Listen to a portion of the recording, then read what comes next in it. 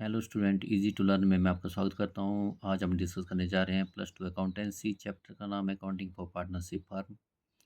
और जो टॉपिक है जिसके बारे में हम डिस्कस करने जा रहे हैं वह है ड्राइंग्स अकाउंट, यानी कि आहरण खाते।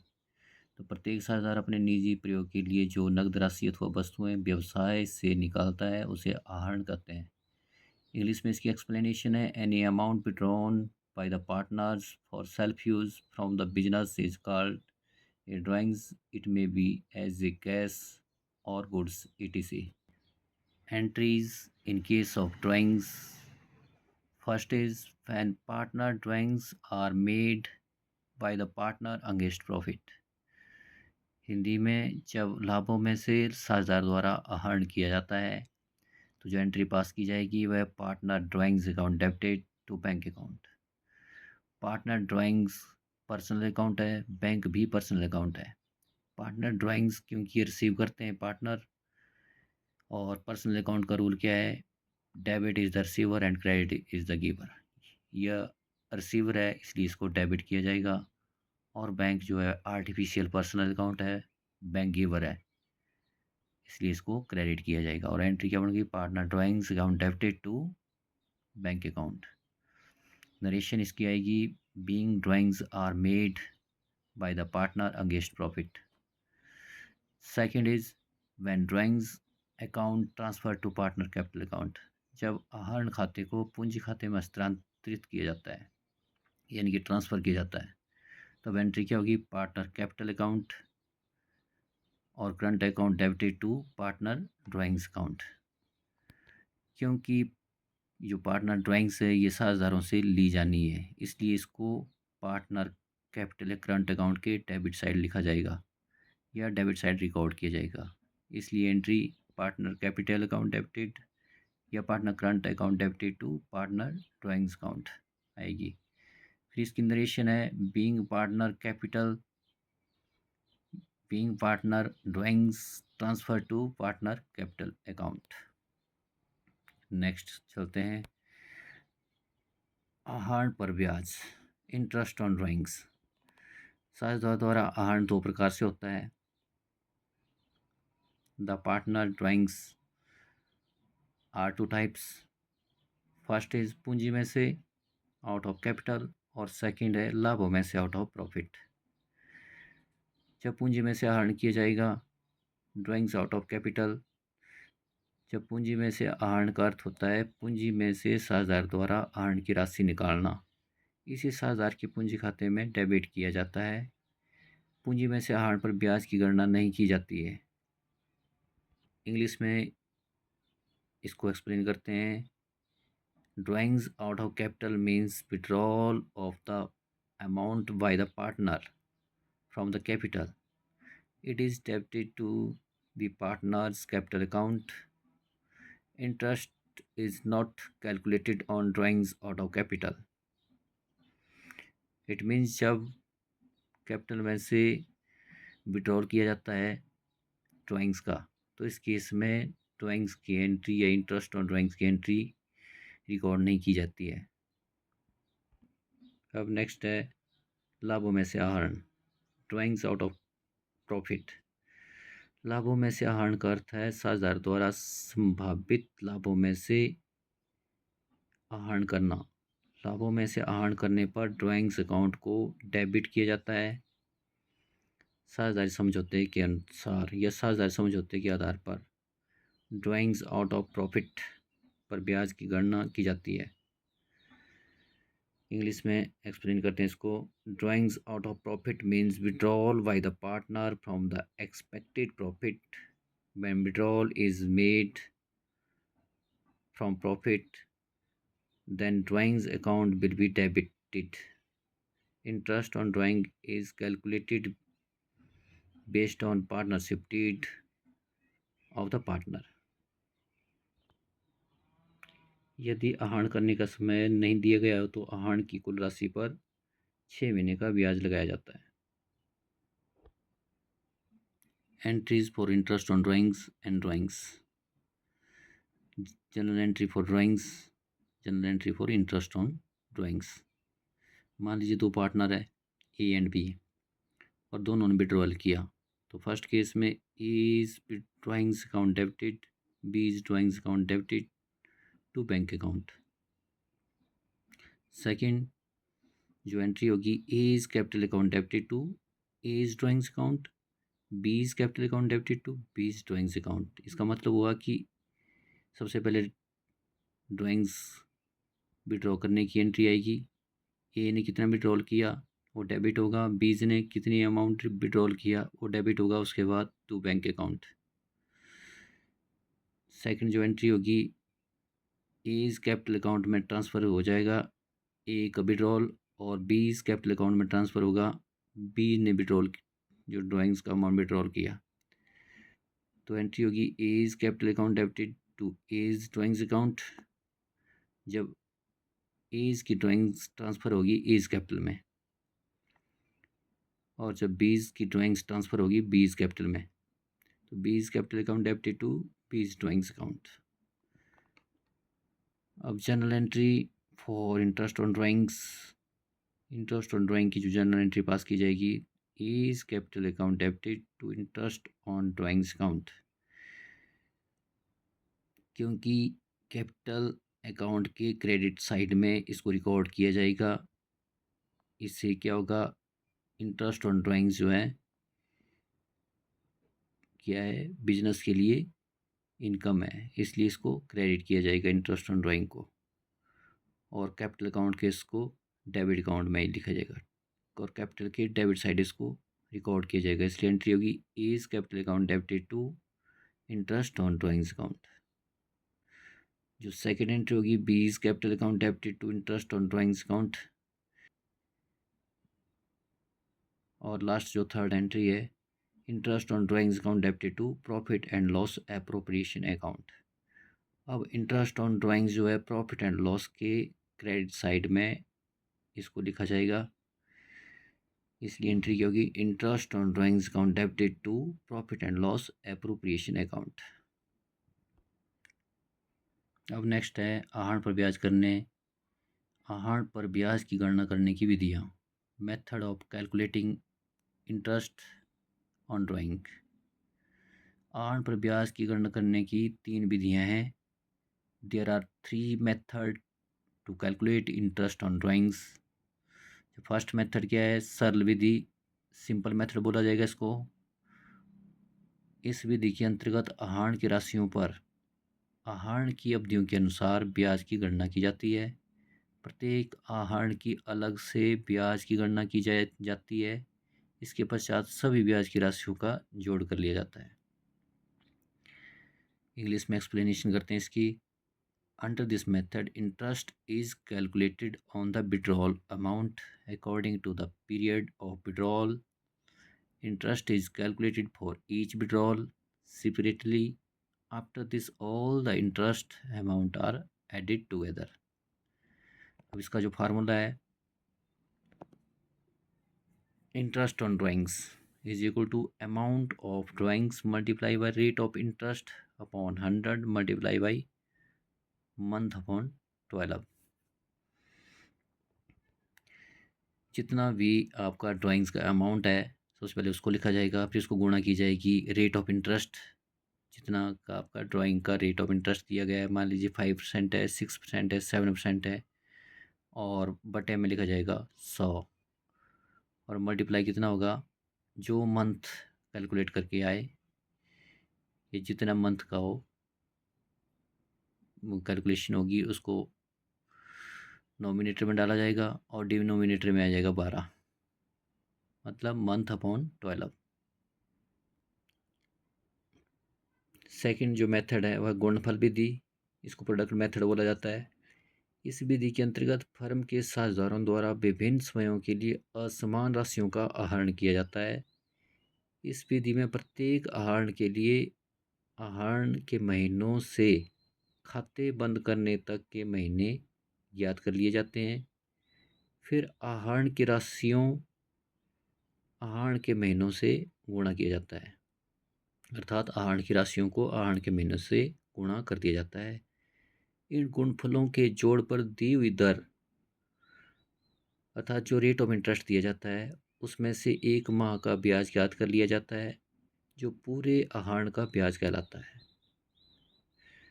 इंग्लिश में इसको एक्सप्लेन करते हैं। Under this method the partner of the firm withdrawal unequal amount at a different time. In this method, each withdrawal the month are determined from the month of withdrawal to the closing of the account.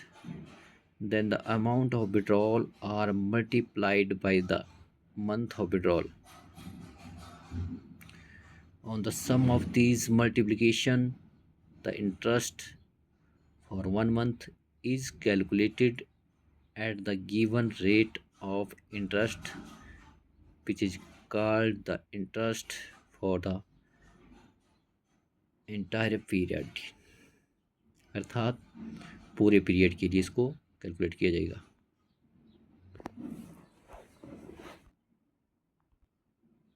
Formula क्या है interest on drawing का? Interest on drawing is equal to total of product multiply by rate of interest upon 100 multiply by 1/12। तो student, interest on drawings को calculate करने की जो तीसरी विधि है वह औसत अवधि विधि, एवरेज पीरियड मेथड। इस विधि का प्रयोग तब किया जाता है जब साझेदार लगातार आहरण करता है तथा निम्न 2 शर्तें पूरी करता है। When partner may continue withdrawal and fulfill 2 condition. Number 1, समान राशियों का आहरण करता है, drawings in equal amount. Number 2, समान राशियों पर लगातार आहरण करता है, drawings in equal time interval. Formula इसका इंटरेस्ट ऑन ड्राइंग्स का, interest on drawings is equal to total drawings multiply by rate of interest upon 100 multiply by average period upon 12। Total drawings और रेट ऑफ इंटरेस्ट ये आपके question paper में दिया गया होता है, और एवरेज पीरियड के लिए फार्मूला नीचे दिया गया है। Average period is equal to month left after first drawings plus month left after last drawings upon 2। Rule of interest on drawings when drawings are made on monthly basis. जब आहरण प्रत्येक माह की प्रथम तिथि को किया जाता है। When withdrawal first date of every month, अर्थात साल में की कितने महीने होते हैं? 12 महीने होते हैं, और पहला महीना जनवरी और लास्ट महीना दिसंबर होता है। तो इस तरह से केस नंबर फर्स्ट में एवरेज पीरियड किस तरह कैलकुलेट किया जाएगा? अगर ड्राइंग्स जो है प्रत्येक महीने की पहली तारीख को निकाली जाती है और लास्ट महीने की पहली तारीख को निकाली जाती है, तो इज इक्वल टू कितना हो गया? 12 + 1/2। इसका मतलब हुआ 12 मंथ प्लस 1 मंथ बटा 2। 12 + 1 कितना हो गया? 13 मंथ अपॉन 2। और 13 मंथ को 2 से अगर भाग देते हैं तो कितना आ गया? या 2 से डिवाइड करते हैं तो कितना आएगा? 6.5, यानी कि 6.5। 6 से 1 घटा 2। अब 12 मंथ को किस तरह कैलकुलेट किया गया? 1 जनवरी टू 31 दिसंबर, अर्थात 1 जनवरी से लेके 31 दिसंबर तक टोटल जो मंथ निकल के आते हैं वो 12 महीने हो गए। और सेकंड में 1 महीना किस तरह से आया? 1 मंथ किस तरह से कैलकुलेट किया गया? 1 दिसंबर टू 31 दिसंबर, अर्थात 1 दिसंबर से लेके 31 दिसंबर तक 31 डेज बनते हैं, जो कितना हो गया? 1 मंथ। नेक्स्ट केस नंबर 2, जब आहरण प्रत्येक माह की मध्य में किया जाता है। When withdrawal eight middle of every month, अर्थात प्रत्येक महीने की किस तारीख को किया जाएगा? मिडल की डेट को किया जाएगा। तो एवरेज पीरियड को कैलकुलेट करने का जो फार्मूला है, month left after first drawings plus month left after last drawings upon 2 is equal to month left after first drawings को कैलकुलेट करके कितना आया? 11.5 month plus month left after last drawings को कैलकुलेट करने पर कितना आएगा? 0.5 मंथ। बटा 2 या upon 2 is equal to 11.5 plus 0.5। 11.5 में 0.5 अगर प्लस करते हैं तो 12 आता है, यानी कि 12 मंथ अपॉन 2। और 12 को अगर 2 से भाग देते हैं तो कितना आ गया 6। 12 को 2 से डिवाइड करके कितना आएगा 6। और 11.5 प्लस 0.5 दोनों ही महीने, इसको किस तरह से कैलकुलेट किया गया है 15 जनवरी, अर्थात ये क्या है कि मिडल डेट को विड्रॉल किया गया है ड्राइंग्स का अमाउंट। तो 15 जनवरी टू 31 दिसंबर तक टोटल कितने महीने हमारे पास आते हैं, काउंटिंग करके आएंगे 11.5 यानी कि 11.5 महीने। अर्थात साल का या ईयर की पहली जनवरी की अगर 15 दिन निकाल दिए जाते हैं तो कितने टोटल महीने रह जाते हैं हमारे पास 11.5, मतलब 11.5 महीने। और साल का लास्ट मंथ कौन सा होता है दिसंबर, और दिसंबर महीने की 15 तारीख को अर्थात 15 तारीख को, क्योंकि मिडिल में आहरण किया गया है, लास्ट महीने को हम आहरण करते हैं। तो 31 दिसंबर तक हमारे पास कितने डेज बचे 15 डेज या 16 डेज। अगर महीने में इसको कन्वर्ट किया जाए तो कितना महीने आए 0.5, अर्थात आधा महीना 0.5 मंथ। नेक्स्ट चलते हैं केस नंबर 3। जब आहरण प्रत्येक माह के अंतिम दिन किया जाता है when withdrawals at the end और last day of every month. तो एवरेज पीरियड को कैलकुलेट करने के लिए सेम फार्मूला है, month left after first drawings plus month left after last drawings बटा 2 या upon 2। Month left after first drawings क्योंकि कंडीशन क्या है कि when withdrawal at the end और last day of every month. तो ईयर का जो फर्स्ट मंथ है उसकी एंड की डेट कितनी होगी 31 जनवरी, यानी कि 11 प्लस 0 अपॉन 2, 11 मंथ हो गया, उसके बाद 0 भी मंथ, और इन दोनों का टोटल कितना आ गया 11 अपॉन 2। 11 को 2 से डिवाइड करके आएगा 5.5, अर्थात 5.5 या 5.5 मंथ हो निकल के आएगा। अब 11 मंथ किस तरह कैलकुलेट किए गए 31 जनवरी टू 31 दिसंबर। 31 जनवरी से लेके 31 दिसंबर तक अगर मंथ को काउंट हम करते हैं तो कितने मंथ आ गए 11 मंथ। उसके बाद 31 दिसंबर को आहरण किया गया, यानी कि last day of the month को आहरण किया जाता है। लास्ट ईयर का जो लास्ट मंथ है वो दिसंबर है, और दिसंबर के लास्ट को आहरण किया जाता है। तो 31 दिसंबर से 31 दिसंबर तक 0 हमारे पास मंथ बचता है, इसलिए 11 प्लस 0 अपॉन 2 कैलकुलेट करके कितना आ गया 5.5। तो स्टूडेंट नेक्स्ट जो रूल है rule of interest on drawings when drawings are made for 9 month ending. इसका मतलब है कि आहरण के लिए जो नियम है जब ड्राइंग जो है 9 मंथ एंडिंग के लिए विड्रॉ की जाती है। तो 9 मंथ का मतलब हुआ 1 जनवरी टू 30 सितंबर। फार्मूला इसका क्या हो गया सेम ही फार्मूला है। एवरेज पीरियड को किस तरह कैलकुलेट किया जाएगा time left after first drawings plus time left after last drawings upon 2।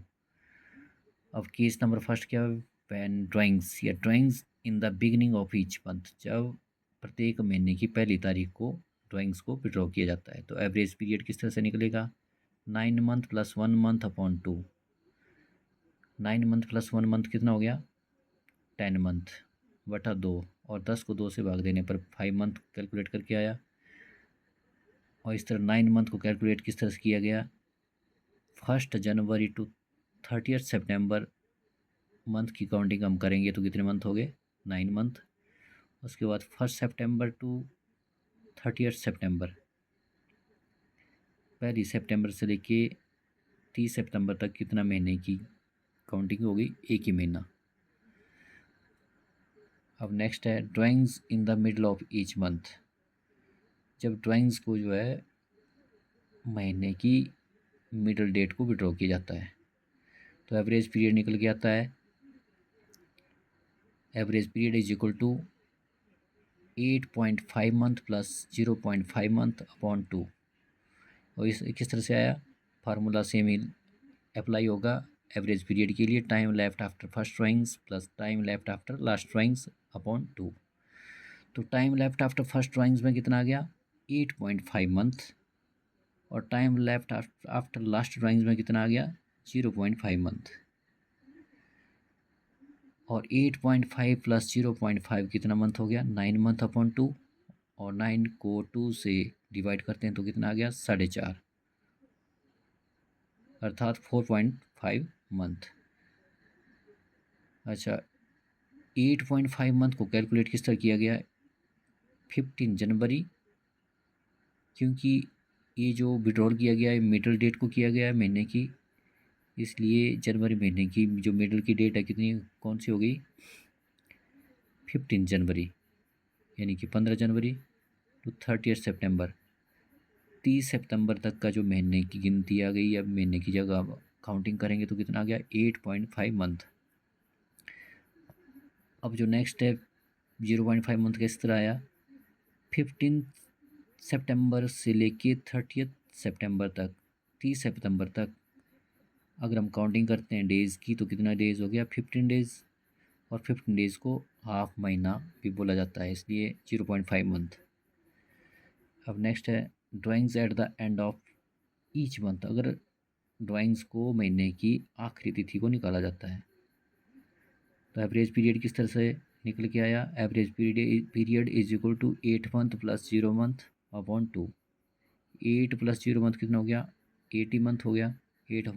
8 month को 2 से अगर डिवाइड हम करते हैं तो कितना आ गया, 4 मंथ। और 8 मंथ किस तरह कैलकुलेट करके आया, 31 जनवरी टू 30 सितंबर। अगर महीने को काउंटिंग करते हैं 31 जनवरी से 30 सितंबर तक तो 8 महीने होगा, 8 मंथ। और सेकंड 30 सितंबर से, मतलब 30 सितंबर से लेके 30 सितंबर को ही हम काउंटिंग करते हैं महीने की, तो 0 मंथ आ गया निकल के। तो इस तरह 8 प्लस 0 कितना हो गया, 8 ही आ गया। अब rule of interest on drawings when drawings are made for 6 month ending. 6 month का मतलब होगा 1 जनवरी से 30 जून तक कितना महीने हो गए, 6 महीने। इसके आधार पर हम क्या निकालेंगे, ड्राइंग्स। और drawings in the beginning of the each month कितनी आएगी, एवरेज पीरियड किस तरह से निकल के आएगा, 6 month plus 1 month upon 2। 6 month में एक महीना और जोड़ देते हैं तो कितना हो गया, 7 मंथ अपॉन 2। और 7 मंथ को 2 से डिवाइड करने पर कितना आ गया, 3.5 मंथ, यानी कि 3.5 महीने। और 6 मंथ को कैलकुलेशन किस तरह की गई, 6 मंथ किस तरह निकल के आया, 1 जनवरी टू 30 जून, मतलब 1 जनवरी से लेके 30 जून तक जो महीने का स्लैब है या महीने की जो गिनती है वो कितनी होगी, 6 महीने। क्योंकि ये प्रत्येक महीने की पहली तारीख को आहरण किया गया, इसलिए लास्ट महीना कौन सा है, जून है, क्योंकि 6 मंथ एंडिंग की कैलकुलेशन करने के लिए कहा गया है। इसलिए जो लास्ट का महीना जून है, और लास्ट महीने की पहली तारीख कितनी होगी, 1 जून, और लास्ट 30 जून। और 1 जून से लेकर 30 जून तक कितने महीने निकल के आए, 1 महीना, 30 डेज या 1 मंथ। इसलिए 6 प्लस 1 मंथ कितना हो गया, 7 मंथ। 7 मंथ को 2 से डिवाइड करते 3.5 मंथ आ गया। नेक्स्ट चलते हैं, when drawings in the middle of each month. अब प्रत्येक महीने की बीच वाली तारीख या मिडल की डेट को जब आहरण किया जाता है तो बी केस में क्या होगा, एवरेज पीरियड निकल के आएगा 5.5 month plus 0.5 month upon 2। 5 plus 5 और 0.5 कितना हो गया, 6 मंथ अपॉन 2, और 6 को 2 से डिवाइड करके आता है 3 मंथ। अब 5.5 मंथ की कैलकुलेशन किस तरह से आएगी, 15 जनवरी, यानी कि क्योंकि ये मिडल की डेट को आहरण किया गया तो जनवरी के बीच की डेट कौन सी होगी, 15 जनवरी। 15 जनवरी से लेकर 30 जून तक कितने महीने निकल के आएंगे, 5.5 मंथ, मतलब 5.5 महीने। और 15 जो लास्ट का मंथ कौन सा है, क्योंकि ये 6 मंथ एंडिंग है, जून महीना है, और जून महीने की मिडिल की डेट कौन सी हुई, 15 जून, अर्थात 15 जून। 15 जून से लेकर 30 जून तक कितना टाइम हो गया महीने का, मतलब कितने महीने निकल के आए, 15 डेज़ यार। 15 डेज़ कितने महीने होते हैं, आधा महीना, यानी कि 0.5 मंथ। अब नेक्स्ट चलते हैं, सी केस में होगा drawings in the end of each month, जब ड्राइंग्स को महीने की अंतिम तारीख को विड्रॉ किया जाता है तो क्या आता है, average period is equal to 5 month plus 0 month upon 2। 5 को 2 से डिवाइड करके 2.5 मंथ आ गया। 5 मंथ किस तरह निकल के आया, 31 जनवरी से लेके 30 जून, मतलब 30 जून, और 30 जून से लेके 30 जून तक 0 मंथ आ गया, और यहाँ 31 जनवरी से लेके 30 जून तक कितना महीने हो गए, 5 महीने। अब नेक्स्ट चलते हैं, rule of interest on drawings when drawings are made for 3 month ending. Case number first में कितना आ गया, 3 मंथ एंडिंग का मतलब हो गया 1 जनवरी से लेके 31 मार्च तक जितने महीने बनते हैं, जनवरी, फरवरी और मार्च। तो केस नंबर फर्स्ट में क्या आएगा, drawings in the beginning of each month, जब ड्राइंग्स जो है प्रत्येक महीने की पहली तारीख को निकाली जाती है, तो एवरेज पीरियड निकल के आ गया 3 month plus 1 month upon 2। 3 + 1 month को जोड़ के आ गया 4 मंथ। 4 मंथ को 2 से डिवाइड करते करते हैं तो कितना आ गया, 2 मंथ। अब 3 मंथ और 1 मंथ की कैलकुलेशन किस तरह से की जाएगी, 1 जनवरी से 31 मार्च तक, यानी 1 जनवरी टू 31 मार्च 3 मंथ, और 1 March 1 month, 31 days is equal to 1 month के बराबर होता है, इसलिए यहाँ पे 1 मंथ आएगा। नेक्स्ट है वीकेस drawings at the middle of each month, जब ड्राइंग्स को प्रत्येक महीने की मिडल वाली तारीख को निकाला जाता है या बीच की तारीख को निकाला जाता है, तो एवरेज पीरियड कितना हो गया, 2.5 मंथ प्लस 0.5 मंथ। 2.5 मंथ में 0.5 मंथ ऐड कर देते हैं तो कितना आ गया, 3 मंथ, और 2 से भाग देने पर कितना आएगा, 1.5 मंथ, अर्थात 1.5 महीना। और 2.5 मंथ की कैलकुलेशन किस तरह से होगी, 15 जून, मतलब जनवरी के बीच का जो डेट है वो कितनी कौन सी होगी, 15 जनवरी, और 31 मार्च तक कितने महीने बन गए टोटल, 15 जनवरी टू 31 जनवरी तक आधा महीना, उसके बाद फरवरी, और उसके बाद मार्च, टोटल 2.5 महीने, तो 2.5 मंथ। और 15 मार्च टू 31 मार्च तक कितने महीने आ गए, 0.5 मंथ, क्योंकि कितने डेज रह गए, 15 मार्च टू 31 मार्च तक 16 डेज, और 16 डेज या 15 डेज को आधा महीना ही कहा जाता है, इसलिए कितना हो गया, 0.5 मंथ, यानी कि हाफ मंथ। अब when drawings at the end of each month, जब ड्राइंग्स को प्रत्येक महीने की लास्ट वाली डेट को निकाला जाता है, तो एवरेज पीरियड निकल के आ गया 2 मंथ प्लस 0 मंथ अपॉन 2। 2 को 2 से डिवाइड करके 1 मंथ आ गया। अब 31 जनवरी से लेके 31 मार्च तक कितने महीने रह गए, 2 मंथ, और 31 मार्च से लेके 31 मार्च तक कितने महीने रहे, 0 मंथ। तो स्टूडेंट नेक्स्ट है rule of interest on drawings when drawings are made on quarterly basis. ये क्वार्टरली केस नंबर फर्स्ट जो है, ए है drawings at the beginning of each quarter. Quarter का मतलब क्या होता है, इसको समझ लेते हैं पहले। क्वार्टर होता है 1 साल के 4 बराबर हिस्से, जो निम्नलिखित दिए गए हैं, आप देख सकते हैं। फर्स्ट क्वार्टर कौन सा हुआ, जनवरी, फरवरी, मार्च।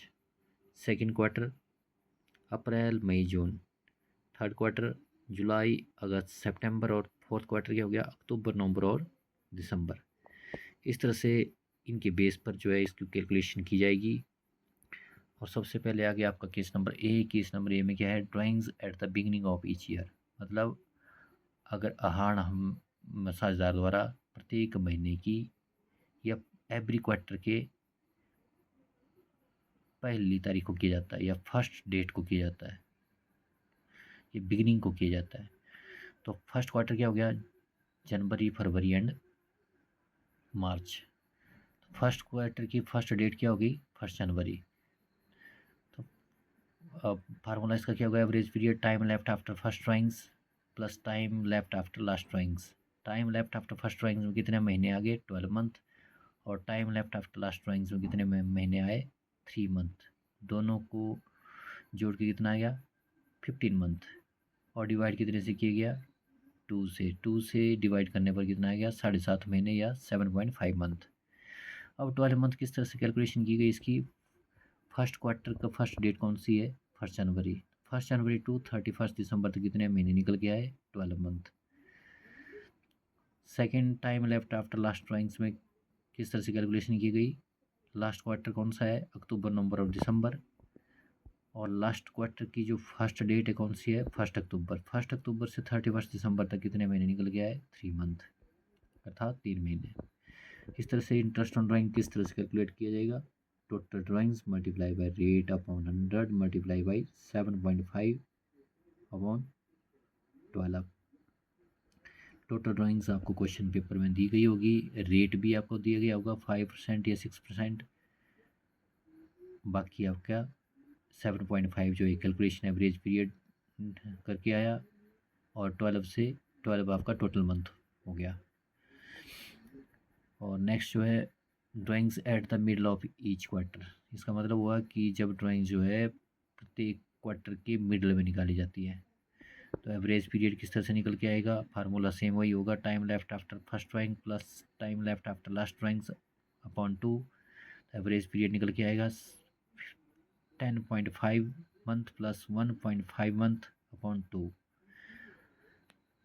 10.5 प्लस 1.5 दोनों को जोड़ के कितना आया, 12।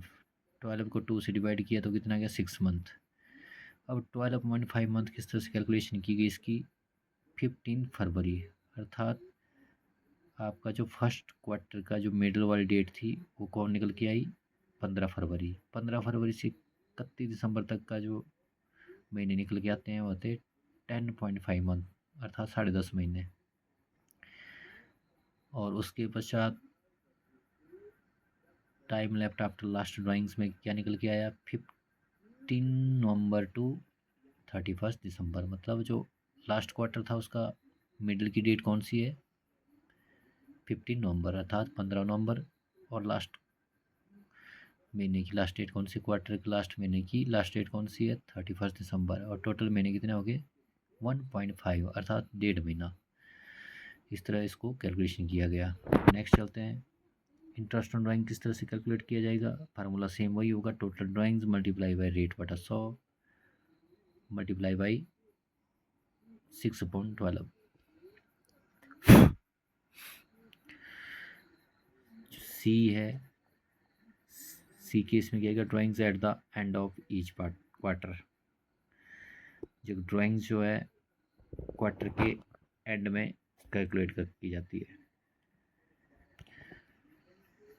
और फर्स्ट क्वार्टर का एंड कौन सा हो गया, एवरेज पीरियड उस तरह से कैलकुलेट किया जाएगा, 9 month plus 0 month upon 2। 9 plus 0 कितना हो गया, 9 ही आया, 2 से इसको डिवाइड किया गया तो 4.5 महीने या 4.5 मंथ आ गया। अब फर्स्ट क्वार्टर का लास्ट डेट कौन सी हुई, फर्स्ट क्वार्टर हो गया आपका जनवरी फरवरी मार्च, तो लास्ट डेट कौन सी होगी, 31 मार्च। तो 31 मार्च से 31 दिसंबर तक कितने महीने हो गए, 9 मंथ। और सेकंड जो आ गया आपका लास्ट ड्राइंग्स विड्रॉल या time left after last drawings, 31 दिसंबर, लास्ट क्वार्टर का जो लास्ट डेट होगी वो 31 दिसंबर हो गई, और लास्ट क्वार्टर कौन सा हुआ, अक्टूबर नवंबर और दिसंबर। इस तरह लास्ट क्वार्टर की लास्ट डेट कौन सी हो गई, 31 दिसंबर से 31 दिसंबर तक की महीने अगर निकल के आते हो तो 0 मंथ निकल के आए। और इंटरेस्ट ऑन ड्राइंग किस तरह से कैलकुलेट किया जाएगा, total drawings multiply by rate upon 100 multiply by 4.5 upon 12। तो इस तरह से स्टूडेंट ये क्वार्टरली मेथड से 3 केस में किस किस तरह से ड्राइंग्स को कैलकुलेट किया गया ये आपको इसमें समझाया गया है।